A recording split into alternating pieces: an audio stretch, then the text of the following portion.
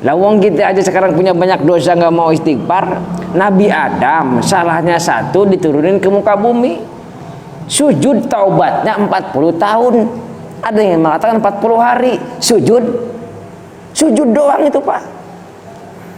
Kita sholat wajib, sholat sunnah, jangankan 40 tahun. Sholat yang wajib aja, sujudnya hitung sama Bapak, nyampe nggak semenit. Subhana rabbiyal a'la wa bihamdi, subhana rabbiyal a'la wa bihamdi, subhana rabbiyal a'la. Berapa kali itu? Ada nggak semenit? Allahu Akbar. Kalau Bapak punya salah, sujudlah. Doanya sujud, banyakin doa. Sholat sendiri ntar, sholat tahajud, sholat duha, lamain sujudnya. Kalau sholat jamaah mah ya ngira-ngira be, ilokan be 10 menit. Nah, kasihan jantungan, kasihan. Bocah kecil kasihan make aki. Ketinggalan. Hah? Ketinggalan orang. Enggak, imam juga mesti tahu jangan kelamaan deh. Tambahin Pak kalau lagi sholat. Bapak lagi nggak sholat, tiba-tiba ngerasa salah, sujud tahu? Hitung sama Bapak minimal 40. Kalau memang bilang bisa 4 jam, 40 aja dulu. Bentaran kok Pak. La ilaha illa anta subhanaka inni kuntu minadz zalimin. Atau Rabbana dzalamna anfusana wa illam taghfir. Hitung aja 40 kali. Yang ini ketukan 3, ini ketukan 3. Latihan ini. Apa susahnya sih Pak? Nabi Adam aja yang Nabi Pak, salahnya satu, sujudnya 40. Ada yang mengatakan 40, ada yang mengatakan 40. Kita ngebadeg banget dosa Bapak, sujudnya sabrutei. Apalagi kalau karpetnya orang enak, karpetnya, orang betah saya, sama keras. Tapi jangan niatin ininya ntar ini ya. Jangan niatin ininya berbekas, jangan. Kalaupun berbekas ya memang berarti Bapak kulitnya ari-arinya tipis, udah gitu aja. Nggak mesti berbekas masalahnya. Tapi kalau berbekas, jangan diniatin. Pokoknya biar saya kelihatan berbekas, biar kelihatan dua di situ, biar kelihatan ahli sujud. Enggak kayak gitu. Tapi kalau belum berbekas, itu biarin aja normal dengan sendirinya kan gitu. Jadi nilai pahala Bapak. Banyakin sujud Pak Nur. Dosa Bapak udah berapa banyak tuh Pak? Istighfar Pak, istighfar. Nyebut. Udah, aqrabu ma yakunu bihil abdu fahuwa sajid. Yang paling dekat hamba itu antara Allah jaraknya itu kapan? Sujud. Doanya di sujud. Nanti udah kelar doa mah nggak perlu doa, zikir aja, longgong zikir aja doa. Ini enggak, sujudnya bentaran, doanya banyak banget. Tahu kan? Sujudnya bentaran, doanya banyak banget. Ini kalau kata malaikat, bocah ya, lu giliran kerja kagak mau, giliran madang mau. Kan gitu Pak. Disuruh kerja sujud doang susahnya minta ampun. Malaikat disuruh sujud. Lah kita buat taubat doang sujud susahnya minta ampun. Giliran doa mintanya macam-macam, ya Allah kasih duit ya Allah. Pengen kawin lagi, beli Pajero, beli helikopter, banyak banget mintanya, lunasin utang. Semua dibaca. Doa. Giliran sujud enggak nyampe semenit. Terbalik kotaknya ini. Nabi Adam doanya dalam Rabbana dzalamna anfusana 40 tahun atau 40 hari. Coba Bapak rasain sekarang di rumah, cobain doang. Sekali-kali, nggak apa-apa buat latihan doang. Ntar habis, Nggak pusing gitu. Nggak tahu Bapak, saya bagaimana gitu. Saya belum nyoba juga masalahnya. Nggak usah 40 hari Bapak punya anak bini di rumah. 4 jam aja, 4 jam. Bisa? 4 jam sujud, bukan sujud sholat, bukan sujud latihan dong, latihan 4 jam sujud. Pingsan itu. Pingsan ya. Turunin lagi kalau gitu, turunin. Jangan 4 jam. 2 jam. Cobain. Bisa? Oh kan? Nabi Adam nggak pakai nawar, kita nawar. Ya udah 2 jam, 1 jam setengah. Bisa? Nggak bisa? 60 menit. Nggak bisa juga. Ya udah, serendah-rendahnya biar cepetan. 40 aja 40 Rabbana dzalamna. Bapak punya sama bini, punya 2, punya salah. Rabbana dzalamna, ngikutin Nabi Adam. Karena Nabi Adam merasa beliau dengan Siti Hawa punya salah, maka membaca Rabbana. Tapi kalau Bapak punya salahnya sendiri, bini lagi diem-diem digaplok misalnya, Bini lagi diem-diem minta duit buat belanja. Orang gablak duit gua, minta duit melulu. Karena bapak punya dosa itu. Lah bini minta duit buat belanja, bapak orang kasih lo bagaimana? Yang dosa siapa ya? Panur. Berarti kan dosa siapa nih? Dosa sendiri. Bacanya la ilaha, doanya Nabi Yunus. Sujud, Pak. Dalam sujud 40. Udah rasain saya enggak lama. Robbana dzalamna anfusana. Belum musuh tak biarin orang latihan. Robbana dzalamna anfusana wa illam. Ketukan ini 3 kali, ini 3 kali, ini 3 kali, 3 kali, 3 kali berapa nih? 15. Hah? 15. Pindah ke kiri. Ini 3 kali, 3 kali. Berapa jadinya? 30. Nah, 15 tambah 15 3. 10-nya mana lagi? 1 2 3 4 5 6 7 8 9. Berapa tuh? Latihan. Kagak lama. Kalau nggak salah 2 menitan paling. Tapi kalau bapak cepat itu. Paling setengah menit udah selesai. Bacanya pelan-pelan, Pak. Yakin aja sembuh, Bapak. Saya sering migrain, sembuh. Masanya darah Bapak akan ngalir ke bawah. Kan yang bikin darah kagak lancar itu, yang bikin puyeng apa? Di sini nih penyumbatan nih. Iya itu aja dulu yang bener, tapi sujudnya yang bener, ngikutin Nabi. Baca, makanya belajar fikih. Bagaimana kaifiat sujudnya? Nggak boleh begini begitu. Ya ntar jangan nama saya, sama guru fikihnya di sono. Ya kan? Tangan begini begitu, bukan seperti unta yang sedang duduk, kan gitu kata Nabi kan. Nah itu kan lagi diajarin bagaimana sujudnya para nabi, Nabi Muhammad lah kita. Sujudnya yang bener. Nah kalau sujudnya agak bener, itu kan bikin sakit. Perut ngeganjel sama dada. Apa kayak Panur? Ngap jadinya. Lah sujudnya udah benar gitu kan. Sujudnya nyantai. Ya semua orang juga bisa. Akhirnya nggak jadi sehat, jadi malah tambah sakit. Yang bikin sakit di situ, makanya orang bisa, makanya latihan. Saya juga sama, latihan sekali 2 kali. Pertama sakit, oh ada yang salah berarti sujudnya nih, posisi sujudnya salah, benerin lagi, baca lagi, oh pakai begini. Ya lama-lama kebiasa, alhamdulillah, walaupun belum biasa-biasa amat. Minimal 40 aja deh Pak. Ya habis saya tantang 40 hari belum bisa, 4 jam nggak bisa, 40 tahun nggak bisa. Itu dulu aja Pak, gampangnya di situ. Tuh kan, nyampe ke situ kan. Ini jadi ngeberes-beres bahas ini kayak gini. Nah, itulah inna awwala baiti wudi'a lin-nasi. Buat manusia ini semua Pak. Balikin lagi semua, kita balik ke sana. Maka kalau Bapak ini kalau nggak mau sujud, ada yang salah sama Bapak. Kalau nggak mau naik haji punya duit, ada yang salah sama Bapak. Nggak mau umroh punya duit, ada yang salah sama Bapak. Nah kalau punya salah, kiblatnya hati Bapak belum di situ. Yang mesti dibenerin, makin kita masuk ke dalam konsep tasawufnya. An-niyatu qiblatul qalbi. Dikit lagi ya. Udah datang nama kalian. Ya kan? Oh, kan bubur Jabir udah datang. Niat itu kiblatnya. Sepintas lah, terusin minggu depan lagi. Niat itu kiblatnya hati. Wal qalbu kiblatul badan, dan hati ini kiblatnya badan. Wal badanu kiblatul jawari, dan badan kiblatnya jawari. Kan saya bilang tadi, Bapak ini mesti pulang ke Ka'bah. Kalau Bapak nggak mau pulang sementara mampu, ada yang salah sama Bapak. Hati Bapak belum menghadap kiblat. Allahu Akbar. Usolli fardul asri arba rakaatin mustaqbilal kiblati. Itu cuman kaifiat doang, cuman af'al doang, hati Bapak belum ke sana. Allahu Akbar, mustaqbil kiblat, lagi sholat mikirin utang, lagi sholat mikirin tetangga gedeg bae, mikirin janda, mikirin di rumah gedeg bae sama bini. Ayo aja di otak Bapak tuh bukan Allah jadi kan, bukan ibadah jadi. Ngeliat itu Kak, ngeliat sebelah ini orang begini sama sholat ya, usil bener gitu aja, masih mikirin orang tetangga. Sudahlah, arih nafsaka minat tadbir gitu Pak Aryo ya. Cukup ngurusin orang, urusin diri dewek aja udah susah. Pagi mesti makan, itu udah datang buburnya. Kalau kelamaan saya ceramah adem ntar itu.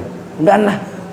Siang jam 12 mesti ngurusin makan. Ribet tuh Bapak ngurusin badan. Makanya laqad khalaqnal insana fi, manusia itu diciptakan susah tuh. Ntar jam 5 sore perut udah keroncongan lagi, makan lagi.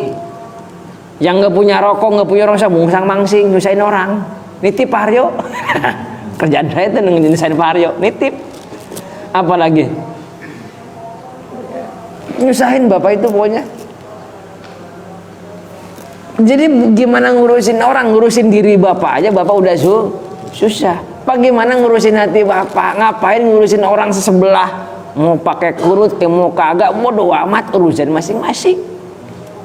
Sementara ini bapak lagi latihan, orang mau sholat mau kagak, bodo amat, gua juga lagi belajar sholat. Udah begitu aja Pak, jadi nggak ada sombong dalam diri bapak. Niat itu kiblatnya hati, dan hati kiblatnya badan, dan badan kiblatnya jawari. Niatnya salah, hatinya salah. Makanya kan dari kemarin saya ngomong, hati itu di mana posisinya? Hati. Nah, hati di mana hati? Ada kelihatan sama bapak?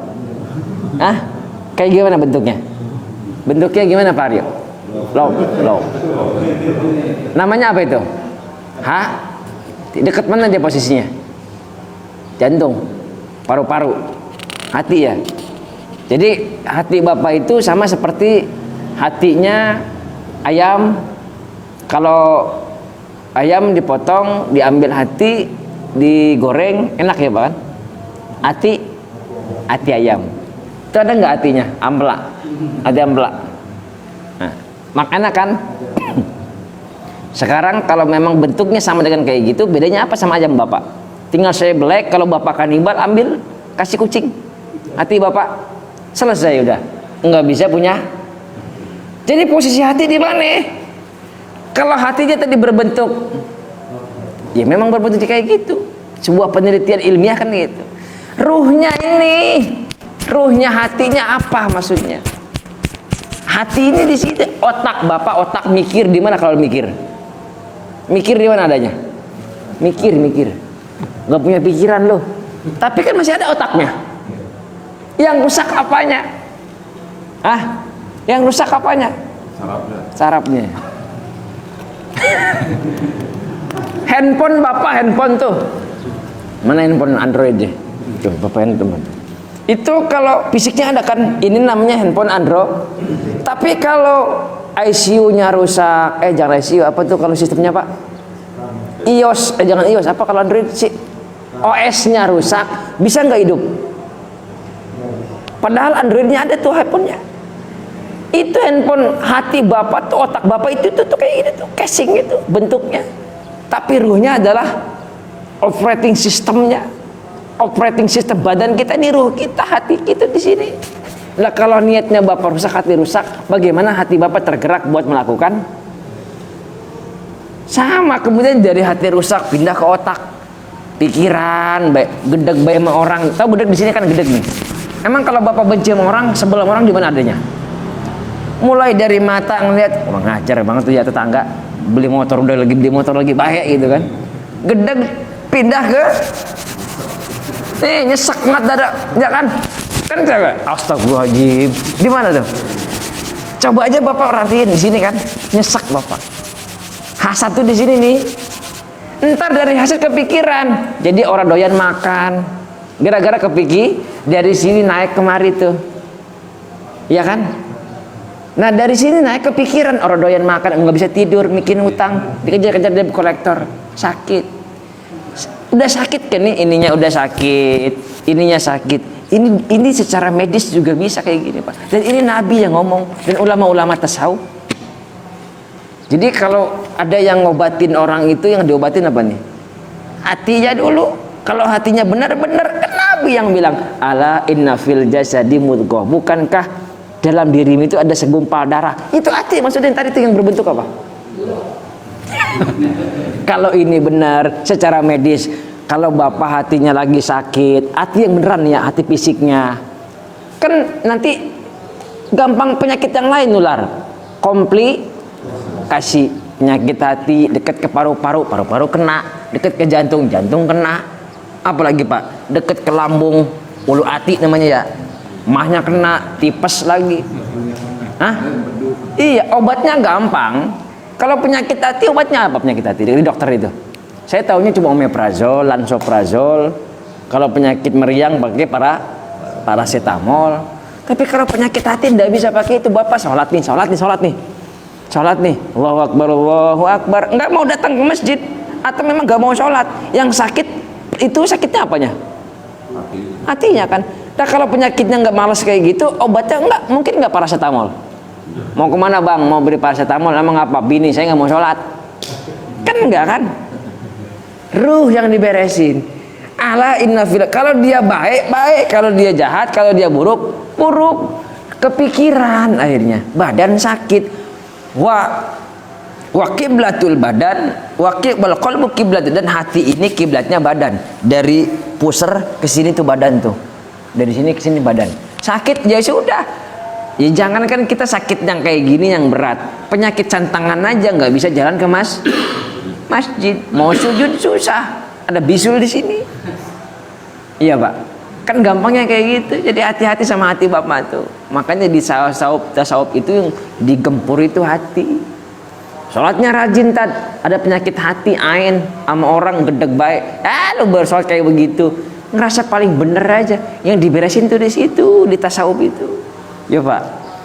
Hati-hati penyakit hati. Hati-hati. Penyakit hati yang nggak kelihatan nampak kayak tadi pun hasad sama orang, ujung-ujungnya penyakit fisik. Makanya kalau Bapak datang ke kiai-kiai, ke ulama-ulama mutasawwif, dilihat, oh ini penyakitnya gampang, banyak pikiran, hatinya kurang lepas kontrol. Lihat, coba Bapak buktikan dah, banyak kerjaan, deadline besok jadi, sementara uang sudah masuk kayak Pak Aryo misalnya pesenannya, ya kan gitu, kerjaan masih numpuk, waduh repot nih, stres, begadang. Stres di mana adanya? Kan di sini, hatinya nggak lapang, alah berjalan aja, pasti kekerjain kok. Kan selama ini Pak Aryo kayak gitu, sudah bertasawuf dia. Pak Aryo ini maraji saja nih, jalan aja, Ustadz, jalan aja kan gitu, jalan aja. Tiba-tiba ada yang ngebantuin, jadi dari mana aja dapatnya? Ini karena kita udah nyusahin diri, hati gedeg baik, nggak lapang, nggak luwes nggak luwes juga, bantuan orang nggak datang karena kitanya nggak lapang, cuma dipikirin naik ke otak, stres, pikiran, ngedoyan makan, nggak doyan tidur, nggak bisa tidur, stres, sakit badan, masuk angin. Itu di situ kelihatan Pak, makanya kelihatan. Makanya kalau Bapak ngeliat orang gedeg baik, itu adanya di mana penyakitnya? Kan nggak mungkin Pak Nur gedeg sama Pak Soleh. Udah Pak Nur ke warung beli paracetamol. Kan enggak kan? Karena bukan penyakit meriang. Cuma yang meriang hatinya. Arah beres nih Bapak nih. Bagaimana Bapak menjadi kiblat hati Bapak? Maksudnya di situ. Ini kiblat, lagi ngomong kiblat. Ini ilmu tasawufnya di sini. Kalau niat Bapak dalam hati, udah niat itu tidak hati Pak, nyampe ke pikiran, nanti pikiran itu di otak naik ke atas, ini kemudian merespon, ya sudah, tangan mau nyolong karena niatnya udah nyolong jadi ya jangan dibilang Bang Napi, kejahatan bukan karena ada kesempatan, tapi kebalik bukan karena ada niat, tapi karena iya memang ada kesempatan. Tapi kalau Bapak nih ada kesempatan tapi hati Bapak enggak niat, kagak jadi. Sumpah saya nggak bohong, berhenti ngerokok orang ada niat nggak jadi saya nggak niat. Dulu waktu kuliah niat saya pengen berhenti, pengen dapat nilai ceritanya, langsung maklum orang susah, pengen dapat beasiswa ceritanya, niat ngerokok berhenti jadi. Cuman saya niatin nanti kalau ngerokok, kalau udah kerja lagi, begitu masuk kerja ngerokok lagi, niat saya udah begitu. Berhenti lagi pengen ngapal Quran, berhenti, niatnya ntar kalau udah gak sadar lagi. Udah itu beda, udah nggak istiqomah. Maksud saya kayak gitu Pak, ada kesempatan pun kalau nggak ada niat nggak jadi. Itu penyakit dari sini nyampe ke sini, kepikiran.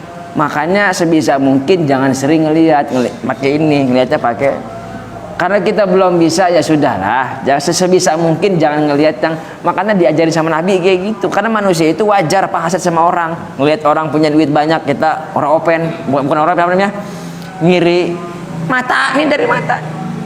Makanya Nabi itu ngajarin ulama tasawuf itu ngajarin salah satu buat menyembuhkan hati. Ini rahasia nih Pak, buat Bapak nyembuhin hati. Karena kita ini manusia awam yang nggak bisa ngelihat, yang nggak bisa nutup mata buat ngelihat. Apalagi bapak di komplek, tetangga bapak ntar udah beli kulkas lagi, baik. Emang kemarin kemana? Ya kan? Mau kemana bang? Jalan-jalan ke Lombok. Bini bapak, kita belum kemana-mana bang. Ada aja kayak gitu, ya kan? Beban moral bapak, penyakit tuh. Cuman diajarin sama Nabi, sama ulama begini nih, sama Nabi dan juga para ulama-ulama mutasawwif. Begini diajarinnya. Kalau memang bapak itu kan disuruh sama Nabi apa? Urusan dunia ngelihat bawah, urusan akhirat ngelihat. Jangan cuma praktek susah. Tetangga bapak belum tentu. Lah bapak dempetan rumahnya, dia kaya, nggak bisa bapak. Jangan ngelihat ke bawah, bapak lihat mulu sama bapak. Maksudnya begini nih gampangnya, bergaul sama orang-orang yang soleh. Punya teman kaya, tapi solehnya luar biasa. Ke bawah bapak. Saya pengalaman pribadi mudah-mudahan ada manfaatnya, bukan tidak bermaksud. Saya dulu punya kawan, pinter, orang kaya, rajin puasa, orang kaya, kuliah bawa mobil, saya ngecer. Saya semester 1 ngerokok, main gitar-gitaran, goblok amat gua. Udah miskin, ngerokok, belagu. Makanya itulah dilalah saya berhenti ngerokok. Cuman saya niatin ntar ngerokok kalau udah kerja. Karena ngelihat teman saya yang udah orang kaya, nggak ngerokok, Senin Kemis, udah orang kaya, kuliah bawa mobil, saya masih ngecer, nggak ngerokok, rajin puasa, rajin belajar, nggak neko-neko di kampus. Saya main gitaran, itu pertama-tama masuk tuh masih belagu-belaguan, ngerokok, ladidalah ngecer. Giliran mau minta ongkos nggak gampang duit. Ada mah ada, yang ini buat ongkos, ini buat rokok, ini beli gorengan. Kan cukup duit. Ladidalah, kan ya udahlah, nggak beres nih, gue berhenti aja. Goblok amat gue bahasa gitu ya. Temen gue aja yang kaya, orang begini-gini amat, lah gue yang belangsak begini, berhenti itu ngerokok. Gara-gara gaul sama Pak Nur itu, orangnya gede orang. Gara-gara sama Pak Nur. Sekarang Pak Nur yang saya suruh ngerokok. Nah gitu sederhana, sesimpel kayak gitu Pak. Sesimpel kayak gitu kok. Gaul tuh gitu. Kalau bapak berkecimpung di tempat yang sama, ya gitu lagi. Itu tuh salah satu buat nyembuhin penyakit hati. Itu pengalaman pribadi dulu. Ladilalah karena kemudian saya bergaul sama Pak Aryo yang ngerokok lagi ya. Bergaulnya sama Pak Aryo. Inilah bapak-bapak. Insya Allah minggu depan kita terusin, terlalu luas ilmu Allah ini. Masih banyak nanti kita bicarakan lagi.